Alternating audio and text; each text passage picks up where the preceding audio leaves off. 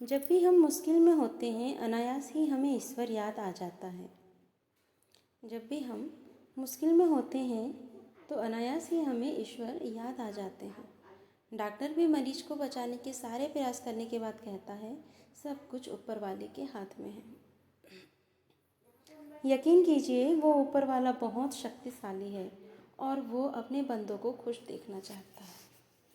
वो उन्हें उनके कार्य का उचित परिणाम देना चाहता है। उसके दरबार में देर तो हो सकती है, परंतु अंधेर नहीं है।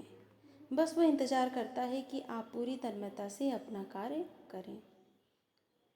एक बार की बात है, एक गांव में बाढ़ आई थी। लोग जान बचाने के लिए घर की छत पर चढ़े हुए थे। एक व्यक्ति छत पर चढ़कर लगातार भगवान को याद कर रहा था। वो धार्मिक प्रवृत्तियों में गहरी आस्था रखने वाला व्यक्ति था। पानी बढ़ता जा रहा था। इतने में वहाँ एक नाव आई।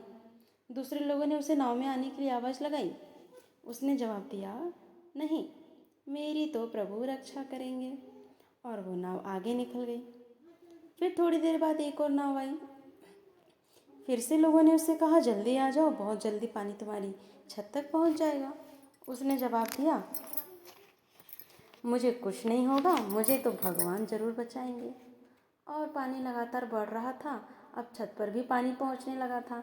इतने में एक हेलीकॉप्टर आया। उसमें सवार एक व्यक्ति ने रस्सी फेंकी और उसे पकड़कर हेलीकॉप्टर में आने को कहा। उस व्यक्ति ने जवाब दिया, नहीं, मुझे तो भगवान बचाएंगे। हेलीकॉप्टर से आवाज़ आई, कुछ ही मिनटों में तुम्हारी छत डूब जाएगी, जल्दी आओ। उसने मना कर दिया और उसके बाद कुछ ही देर में पानी में डूबकर मर गया। मरने के बाद ऊपर वाले के पास पहुंचा। वो बेहद क्रोधित था। उसने भगवान से कहा, मैंने जीवन भर आपकी भक्ति की और जब मैं मर रहा था आप मुझे बचाने नहीं आए। भगवान ने कहा, मूर्ख भक्त, तेरे घर जो 2 नाव और हेलीकॉप्टर आए थे उन्हें मैंने ही तो भेजा था। अब तू खुद ही नहीं बचना चाहेगा तो तुझे कौन बचा सकता है। मैंने तुझे 3 बार बचने के रास्ते दिए, लेकिन तू स्वयं बचने के लिए कर्म नहीं करेगा तो मैं भी तेरी कोई मदद नहीं कर सकता। अर्थात जीवन में मुश्किलें और कठिनाइयाँ तो आएंगी ही।